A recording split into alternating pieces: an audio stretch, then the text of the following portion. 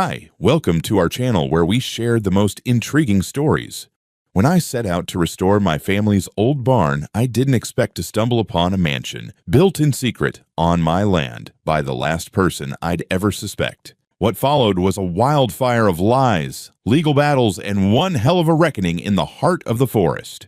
I'd spent the better part of 3 months buried in restoration work on my family's old barn, an honest, satisfying kind of solitude. The kind that comes with breathing sawdust, arguing with rusted bolts, and drinking too much black coffee out of a thermos that never leaves your hand. It had been a while since I'd gone up toward the northern edge of my land, near the lake. That area was more wilderness than anything else, untouched, serene, wild. My father and I used to hike up there every summer to check on the deer stands and track animal trails. That part of the land held memories, not utility. So naturally, I hadn't thought to check on it lately. It was a warm July afternoon when I finally decided to stretch my legs and hike that way. I slung my camera over my shoulder, half thinking I'd snap some shots of osprey if I was lucky. I made my way through the trails I knew by heart, ducking under the same low-hanging pine branches I'd avoided since I was a kid. But something was off. The air was thinner. The usual dense canopy gave way to sunlight far too soon. And then I saw it. My heart stopped. The forest floor ahead was no longer forest at all, where I expected lush cedar and spruce. There was a bald patch of scorched earth stretching at least 3 acres. Tree stumps jutted out like broken teeth, and the ground was smoothed into a flat expanse of gravel and dirt. At the center stood something so absurd, I had to squint twice. A house. Not just any house. A sprawling 2-story timber frame mansion with wraparound porches, fresh stain on the beams, glass railings, and even a small turret overlooking the lake like some kind of medieval vacation fantasy. Off to the side, a brand new stone path that led to a dam pier. I stood frozen in place, blinking. For a moment, I thought maybe I'd taken a wrong turn and somehow wandered off my own property, which would be a neat trick considering this land had been in my family for 3 generations and I'd memorized its every inch. I pulled out my phone and opened my Topo app. The GPS dot showed exactly what I feared. I was well within my own land. This wasn't a mistake. Someone had cleared my forest and built a mansion on it. I circled around cautiously, keeping to the trees like a hunter stalking a kill. The structure was finished, landscaping complete. There were 2 Adirondack chairs out front and solar-powered path lights lining the gravel drive.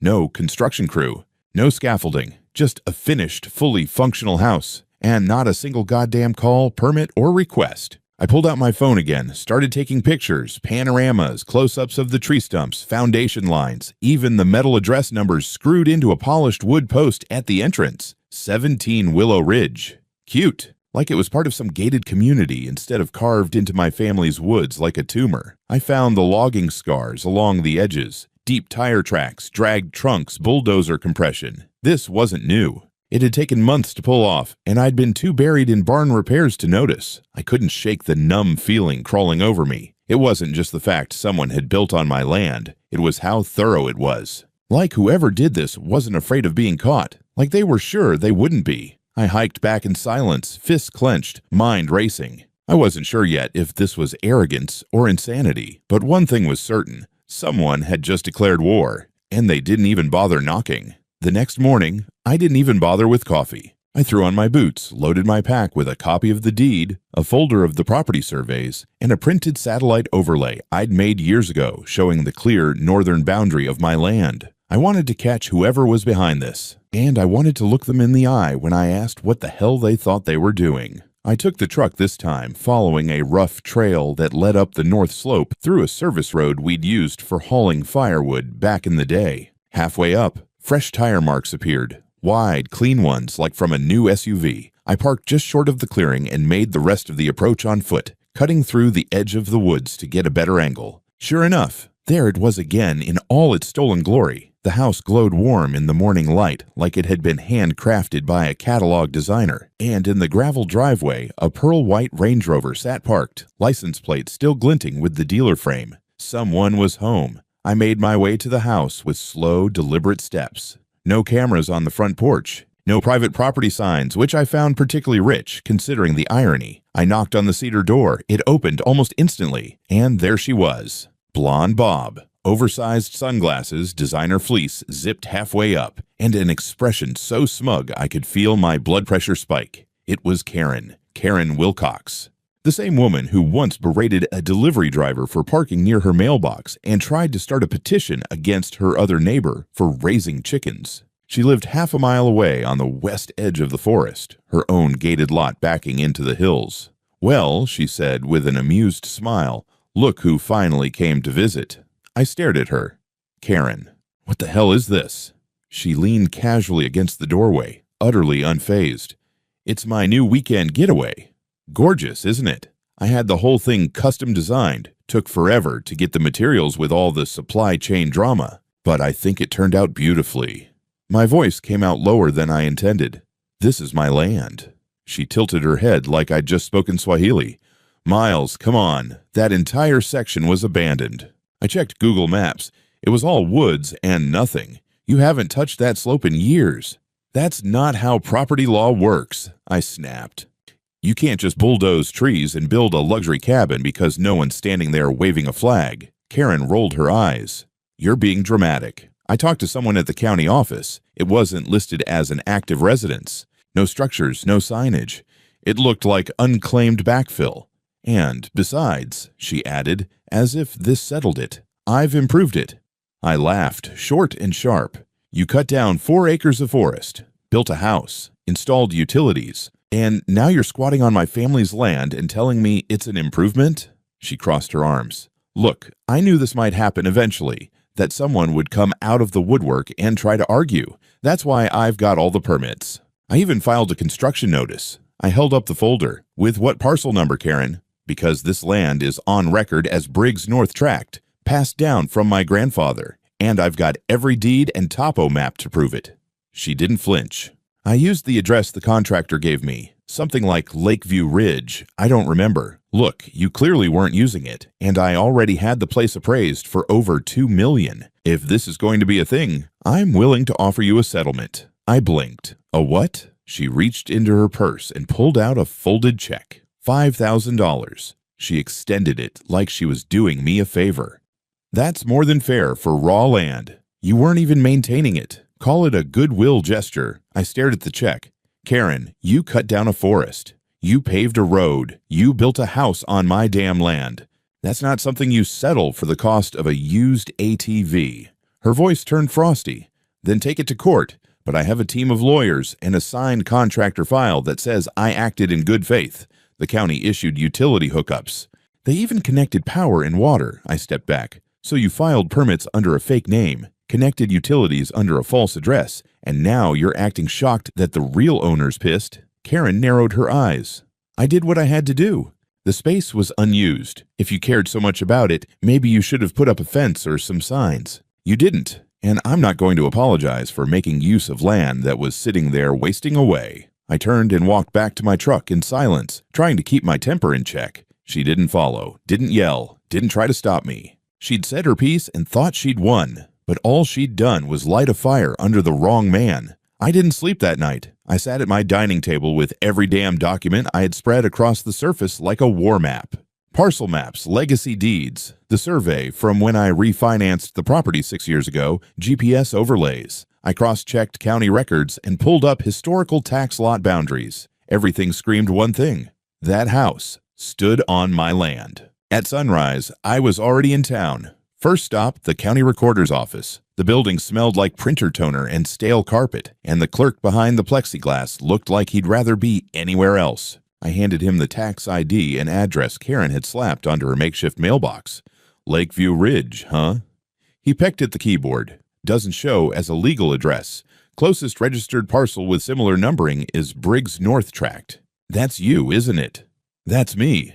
"Yeah. No permit ever approved under the name Karen Wilcox. Closest I've got is here, K. Winston Construction, opened last year. Temporary contractor file, closed out 2 weeks ago.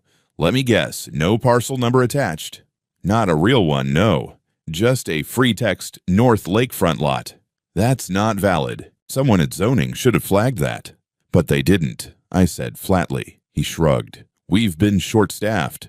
Next stop, the utilities board. Power and water had indeed been activated under the same name, K. Winston. The mailing address was a P.O. box from the neighboring county. When I asked how utilities got hooked up without verifying property ownership, the lady behind the desk frowned. Temporary installs don't require deed submission, especially for construction. Looks like she requested a new line drop based on field assessment. They probably assumed it was legal. Great! So she walked right through every gate because nobody checked a damn thing. By noon, I was in the sheriff's office filing a criminal trespass complaint and reporting illegal deforestation and unpermitted construction. I handed over photo evidence, GPS data, a timeline of logging progression from satellite view, and copies of the property surveys. The deputy behind the desk took notes, but his tone didn't inspire confidence. This could fall into civil territory unless we can prove criminal intent or fraud. You'll probably need a court order to force her off the property, especially if she's living in the structure. She's not just living in it, I muttered. She's renting it out. That caught his attention. I pulled out my phone and showed him the website, an exclusive rental listing with glamorous photos of the cabin, drone footage, and a price tag of $1,400 per night. He whistled. That's aggressive. Everything about this is aggressive. He made a few calls, noted my complaint, and said someone would follow up. But I already knew what that meant. Weeks of limbo while they kicked the case around like a deflated ball. I went home, slammed the front door harder than I should have, and paced my living room. My land had been carved up and monetized by someone who thought she could get away with it because she'd filled out just enough paperwork to confuse the system. I dealt with land disputes before in my past life as a surveyor, but this was something else. This was personal. I spent the next few days preparing. I called in a favor from Brett, my old partner from my survey days. If I was going to court, I needed hard, independent proof of the trespass. We drove out with equipment, ran the boundaries, dropped pins, captured drone footage, and stitched together a full-scale 3D overlay of the forest before and after Karen's attack. Brett frowned as we reviewed the data. It's not even close. She's a good 60 yards deep into your land. 60 yards and 4 acres of trees, I said, and she's making money off it. Oh yeah, turns out it's the latest trend. Exclusive remote luxury cabin experiences. Hers is called Stillwater Escape.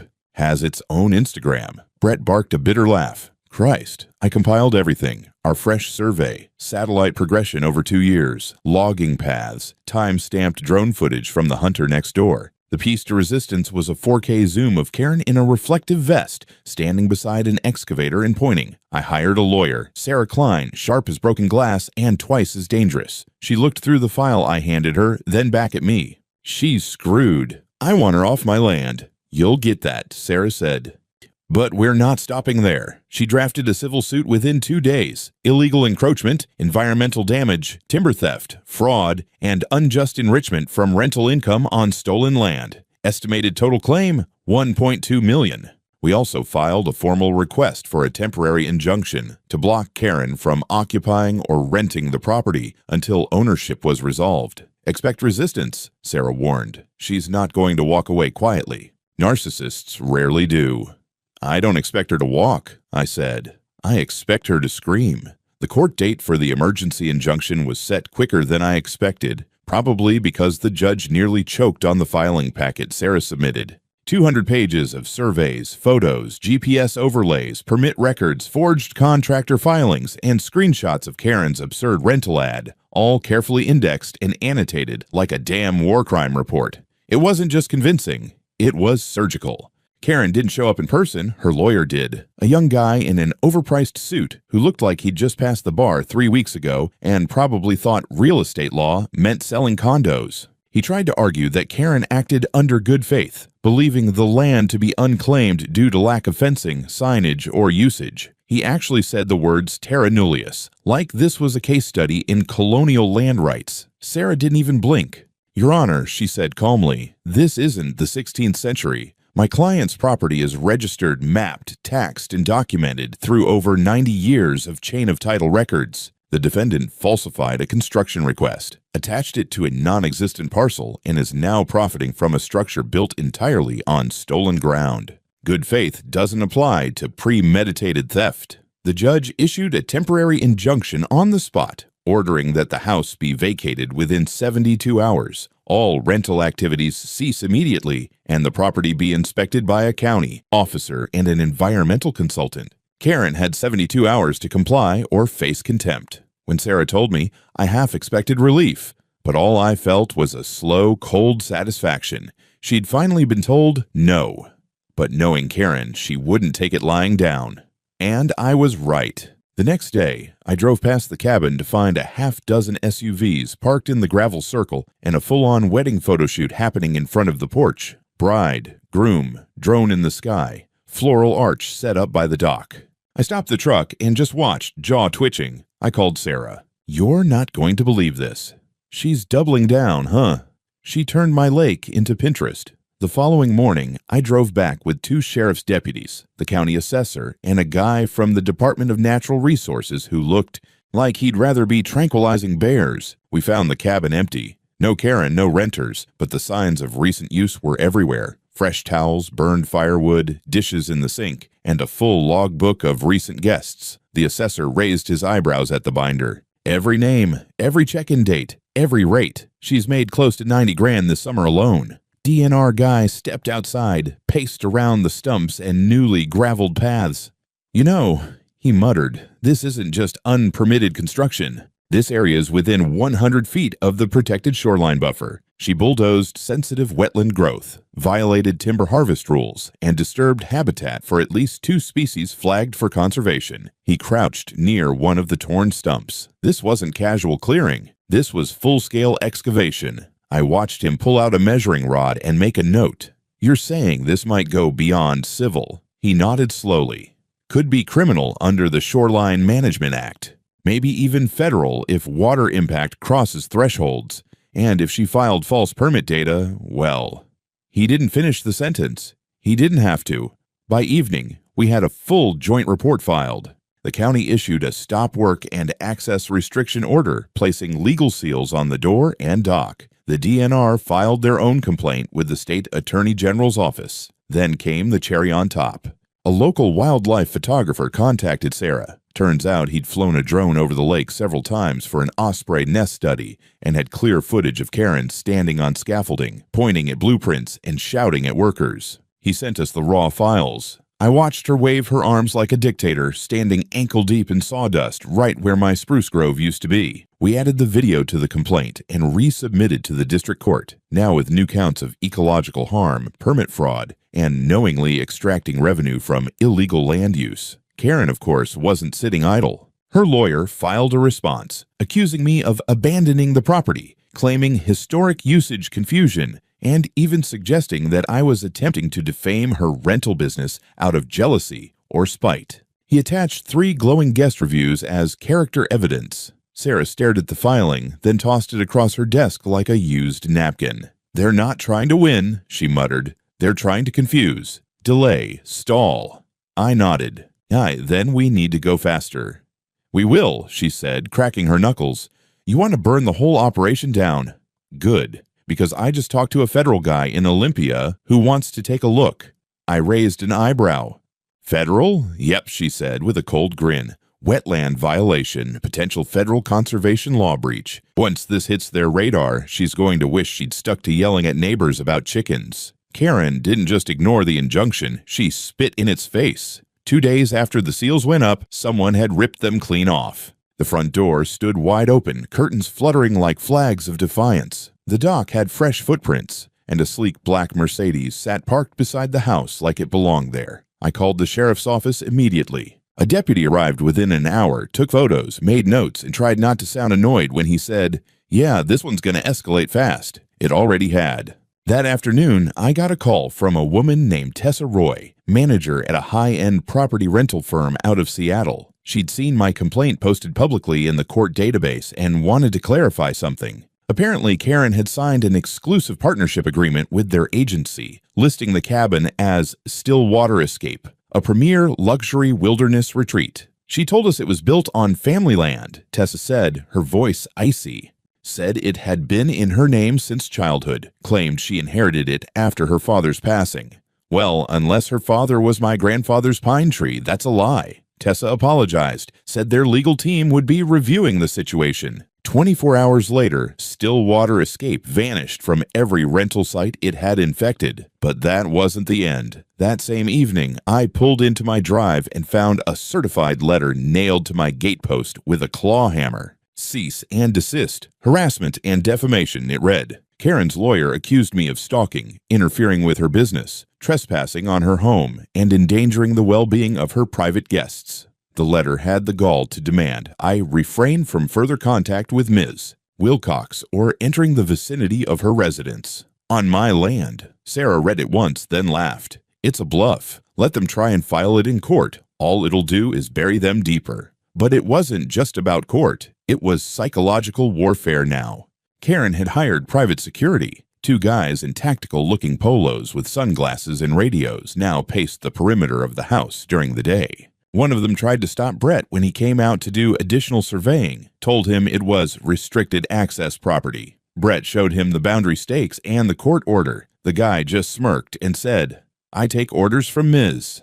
Wilcox. So the next day we returned with our own team, county code enforcement, sheriff's deputies, and a wetlands specialist. When Karen emerged to confront us, she was wearing a robe and holding a coffee mug that said, Boss Lady. Her hair was perfectly styled, her face serene, like she'd just woken up from a yoga retreat, instead of, say, repeatedly violating court orders, and carving a mansion out of a forest she didn't own. This is harassment, she said calmly. You can't keep sending men to intimidate me on my own property. The deputy pulled out the order. Ma'am, this isn't your property. You've been served. You ignored a court injunction. The house is sealed, and you are not permitted to occupy it. I filed an appeal, she said flatly. Which stays enforcement, does it not? Sarah stepped forward. Not in this case. This isn't a discretionary injunction. You're violating multiple civil and environmental statutes. An appeal doesn't give you free rein to play hotel on stolen ground. Karen turned to me. You're pathetic, Miles. You let this land rot. I gave it value. And now you're tearing it down out of spite. You gave it value, I snapped. You torched it. You destroyed an entire ecosystem and paved over 3 generations of stewardship. I hope the copper in your pipes turns black. For a moment she blinked. Just for a second I saw something flicker behind her eyes. Not regret. No, that was too optimistic. But maybe calculation. A crack in the ice. She retreated inside. An hour later, her security was escorted off the property. A secondary injunction was filed, expanding the previous order to include prohibition of any personnel operating under her employment or direction.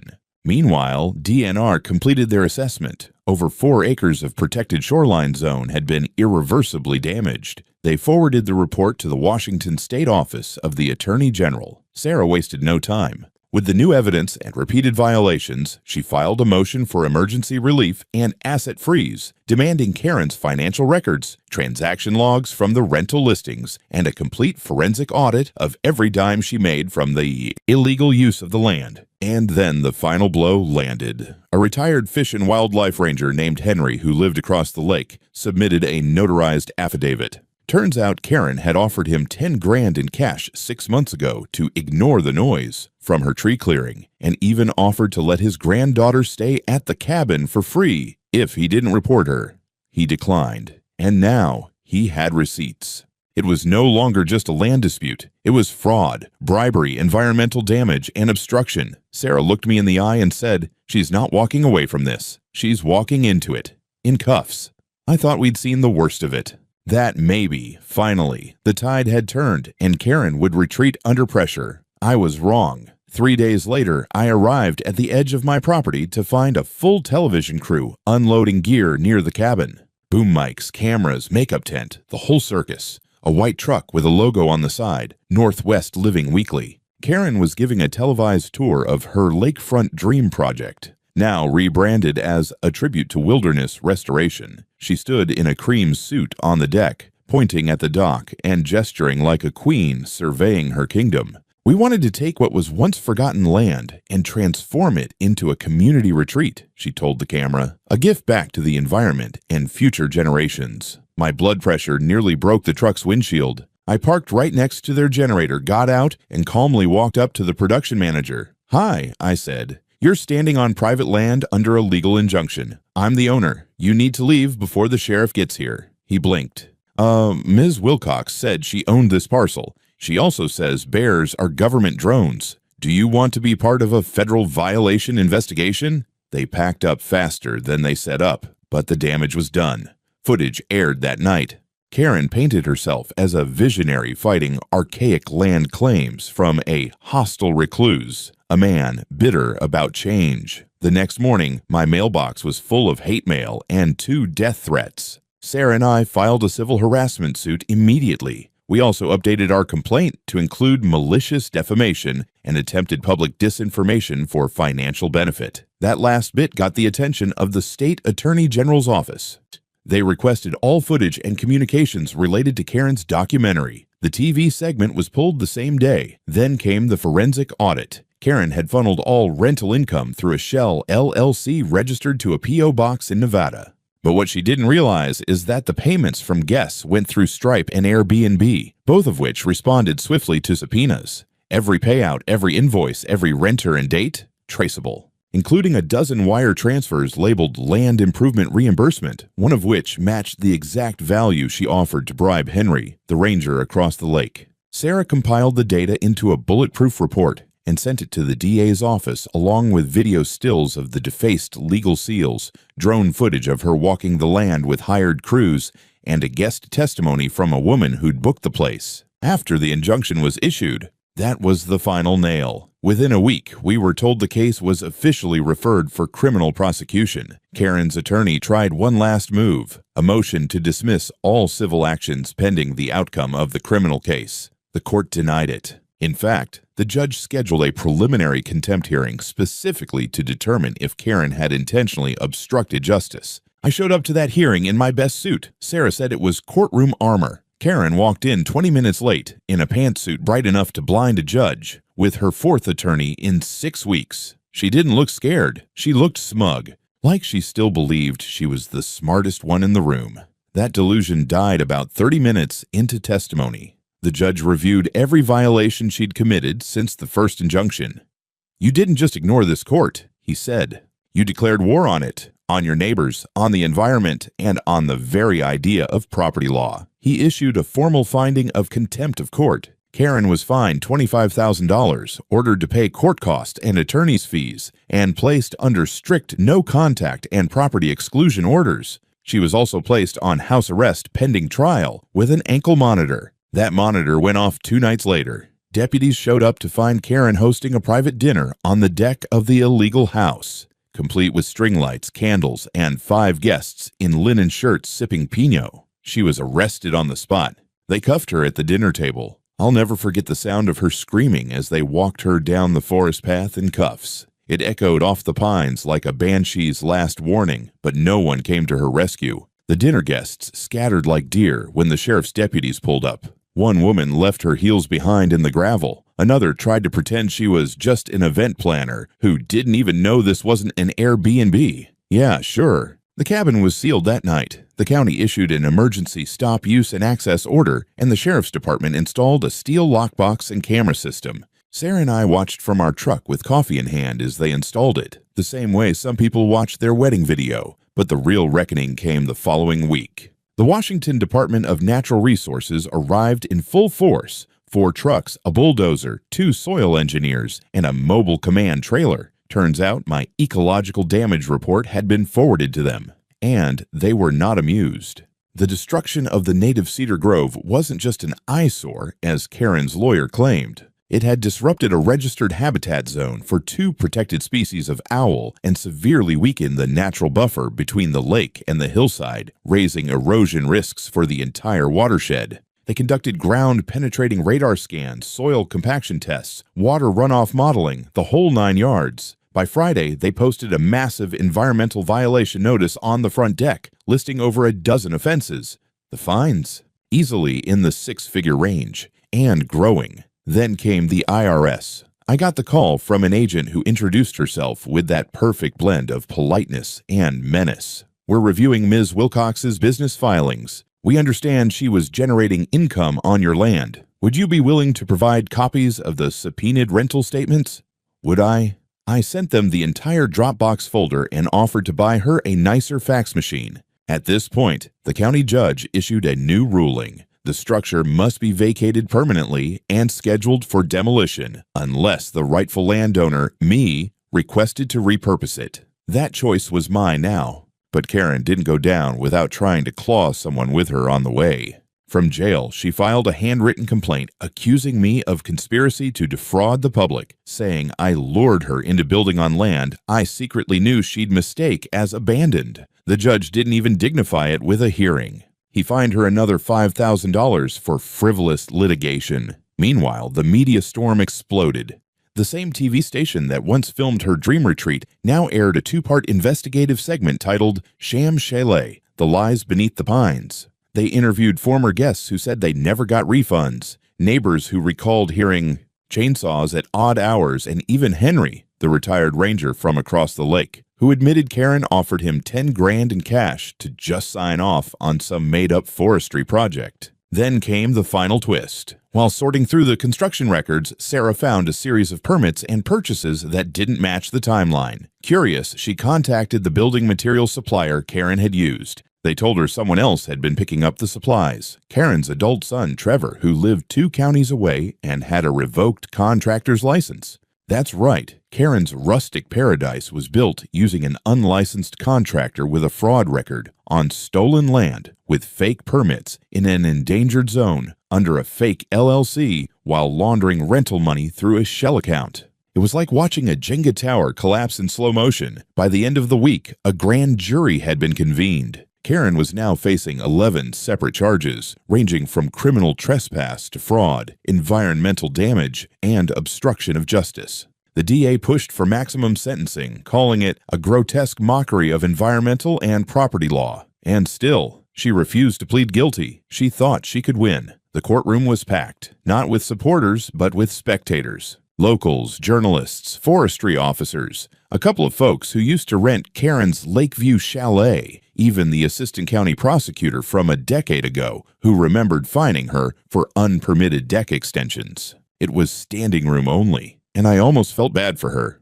Almost. Karen sat in an orange jumpsuit, her hands tightly clasped, lips pressed into a thin white line. She still wore that look, somewhere between disdain and disbelief. Like she hadn't fully processed that this wasn't some HOA hearing she could hijack with attitude and fake bylaws. The judge wasn't playing games. He opened with the environmental charges. The Department of Natural Resources had submitted a 27-page impact report, complete with aerial imagery, habitat assessments, and runoff projections. It concluded that Karen's clearing and construction had permanently altered a once stable watershed and removed protected nesting zones. The court classified it as felony environmental destruction under state code. Then came the fraud. False address, forged permit filings, the Shell LLC, the use of her son's revoked license, the wiring of rental payments through dummy accounts. It was textbook construction fraud. The DA made it clear. This wasn't just a zoning violation, it was a deliberately orchestrated scheme to monetize stolen land and hide the profits. The prosecutor didn't ask for leniency, he asked for a message. Karen Wilcox was sentenced to 11 years in state prison, with no chance of parole for the first 6.